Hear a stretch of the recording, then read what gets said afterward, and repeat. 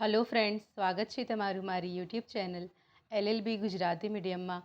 આ વિડીયોમાં હું તમને આવનારી AIBE21 એટલે all India bar council examination જે પરીક્ષા આવવાની છે 21 AIBE21 જે પરીક્ષા આવવાની છે તે પરીક્ષાની તૈયારી કેવી રીતે કરવી તે અંગેના માર્ગદર્શન માટેની જાણકારી માર્ગદર્શન આપીશ। જે તમારે મહત્વના મુદ્દા અને મહત્વની જે બાબતો યાદ રાખવાની છે અને તૈયારી કેવી રીતે કરવી તે અંગેની જાણકારી આપીશ। સૌપ્રથમ તો તમારે જે છે એ AIB પરીક્ષાની જો તમે તૈયારી કરતા હો તો AIBની પરીક્ષાના જે છેલ્લા 5 વર્ષના જૂના પ્રશ્નપત્રો જે છે ઓલ્ડ ક્વેશ્ચન પેપર જે છે તે તૈયાર કરી લેવા। બીજું, તમે અત્યાર સુધી એટલે કે LLB સેમ 1થી લઈને LLB sem 6 third year LLB 3 વર્ષના જેટલા પણ સેમ છે, સેમ 1થી 6 સુધીમાં તમે જે પણ પ્રકાશનની જેટલી પણ ચોપડીઓ વાંચી હોય તે બધી ચોપડીઓમાં ફરીથી રિવિઝન કરી લેવું। એટલે કે તમારી પાસે જે પણ પ્રકાશનની જે પણ પબ્લિકેશનની ચોપડી હોય તે વાંચવી। શ્યોર સજેશન હોય તો એ બરાબર છે। પછી નીરવની જો હોય, નીરવ પ્રકાશનની, સી જમનાદાસ, જે પણ તમારી પાસે હોય અવેલેબલ તો તમે એ પ્રકાશન એ પબ્લિકેશન વાંચી શકો છો। અને AIBની જે પરીક્ષા છે તેની તૈયારી કરવા માટે સૌપ્રથમ તેનો અભ્યાસક્રમ જોઈ લેવો। જે તે સિલેબસ છે તે સિલેબસ મુજબ તૈયારી કરવી। તે સિલેબસની અંદર જે પણ કાયદા આવે છે, બેર એક્ટ્સ આવે છે અને કયો કાયદો કયો બેર એક્ટ કેટલો ગુણભાર ધરાવે છે તે પ્રમાણે તૈયારી કરવી। તો સૌપ્રથમ તમે તૈયારી કરો છો તો તમે નોટ બનાવી હોય તો તે નોટની અંદર સૌપ્રથમ અભ્યાસક્રમ જે છે, સિલેબસ જે છે એ લખી લેવું અને તે પ્રમાણે તૈયારી કરવાનું શરૂ કરવું। અભ્યાસક્રમની અંદર આપેલ જે તે કાયદાના વિષય, અલગ અલગ વિષય આપ્યા હશે। કોન્સ્ટિટ્યુશનલ લો છે, law of contract, law of tort, BNS, જે પણ કાયદાના વિષયો છે તે વિષયની અંદર જે વિષયનો ગુણભાર વધારે હોય તે વિષય પ્રમાણે તૈયાર કરો। દાખલા તરીકે કોન્સ્ટિટ્યુશનલ લો છે તેનો ગુણભાર 10 માર્ક્સનો છે। પછી ભારતીય નાગરિક સુરક્ષા સંહિતા એટલે BNSS અને CRPCનો ગુણભાર પણ 10 છે। તો જેમ વેટેજ વધારે હોય એ પ્રમાણે તમારે તૈયારી કરી લેવી। અને દરેક વિષય એટલે કાયદાની અંદરના જેટલા પણ વિષયો છે, સિલેબસ પ્રમાણે જેટલા પણ કાયદાઓ આપ્યા છે તે કાયદાની અંદર આવતા મહત્ત્વપૂર્ણ કેસ લો છે, કેસ સ્ટડી છે તે તૈયાર કરી લેવા। અને સર્વોચ્ચ અદાલતના એટલે કે સુપ્રીમ કોર્ટે જે પણ મહત્ત્વપૂર્ણ ચુકાદાઓ આપ્યા હોય, ઐતિહાસિક ચુકાદા હોય, બંધારણીય ચુકાદા હોય તે ખાસ તૈયાર કરી લેવા।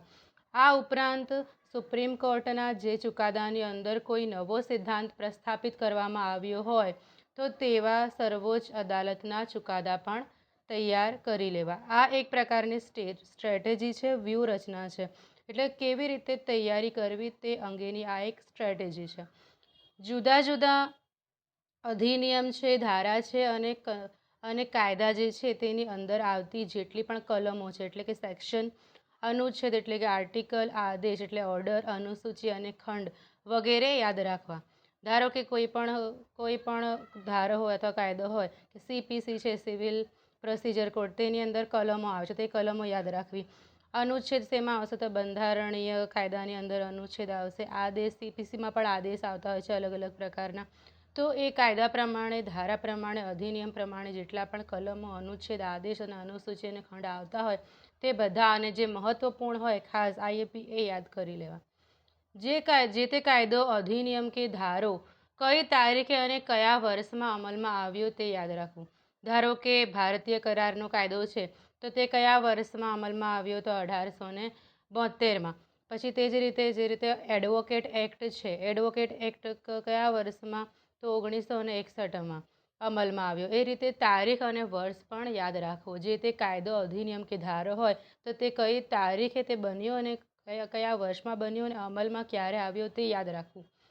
વિવિધ પ્રકારના સુધારાઓ કરવામાં આવ્યા હોય કાયદામાં, બરાબર છે, તે યાદ રાખવા। ધારો કે બંધારણીય સુધારા હોય તો બંધારણીય સુધારા, એ સિવાય બંધારણીય કાયદાની અંદર બંધારણીય સુધારા હોય અને તેવી જ રીતે જુદા જુદા કાયદાની અંદર અલગ અલગ પ્રકારના સુધારા કરવામાં આવતા હોય છે તો એ યાદ કરી લેવા. ધારો કે બંધારણીય સુધારાની આપણે વાત કરીએ તો 42મો બંધારણીય સુધારો છે, 44મો બંધારણીય સુધારો છે વગેરે, અને આ સુધારાની અંદર શું સુધારો કરવામાં આવ્યો તે યાદ રાખવાનું. પછી અત્યારે જે નવા કાયદા આવી ગયા છે BNSS, BSA, BNS, એટલે કે જૂના જે કાયદા છે અને નવા જે કાયદા છે બંને તૈયાર કરવા.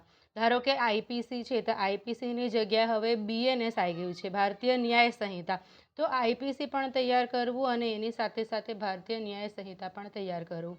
તેવી જ રીતે CRPC છે એની જગ્યાએ BNSS આવી ગયું છે, એટલે કે ક્રિમિનલ પ્રોસિજર કોડ તો તૈયાર કરવાનો, સાથે સાથે ભારતીય નાગરિક સુરક્ષા સંહિતા પણ 2 એક્ટ પણ યાદ કરી લેવો. અને એ સિવાય પુરાવાનો કાયદો જે છે જૂનો એ તૈયાર કરવો, અને પુરાવાનો કાયદાનો હાલનો જે નવો કાયદો છે ભારતીય સાક્ષી અધિનિયમ તે પણ તૈયાર કરી લેવો. હવે જો AIBની પરીક્ષામાં તમે જે ભાષા પસંદ કરી હોય, સિલેક્ટ કરી હોય, ધારો કે તમે ગુજરાતી ભાષા સિલેક્ટ કરી હોય તો ગુજરાતી સિવાય પણ અંગ્રેજી ભાષામાં તૈયારી કરવી જરૂરી છે. એટલે કે તૈયારી માટે બંને ભાષા, ગુજરાતી તથા અંગ્રેજી બંને ભાષામાં જે શબ્દો આવતા હોય, જે વાક્ય આવતા હોય તે સમજવા. કેમ કે મોટાભાગે અમુક લેટિન શબ્દો અને લેટિન સૂત્રો હોય છે જે અંગ્રેજીમાં સમજાય છે પણ ગુજરાતીમાં સમજી શકાતા નથી. તો એટલા માટે જ્યારે પણ તમે કોઈ પણ પુસ્તક લો, વાંચવા બેસો, ત્યારે એવી પુસ્તકનો સંદર્ભ લેજો, એવી પુસ્તકનો, એવી ચોપડીનો રેફરન્સ લેજો કે જેની અંદર ગુજરાતી અને અંગ્રેજી બંને ભાષાના શબ્દો અને વાક્યો હોય. આશા રાખું છું તમને આ જે મેં ગાઈડન્સ આપ્યું છે તે સમજમાં આવી ગયું હશે. હું મારી આ YouTube ચેનલની અંદર AIBની પરીક્ષા માટેના હજુ મહત્વલક્ષી પ્રશ્ન વિશેની વિડીયો અપલોડ કરવાની છું.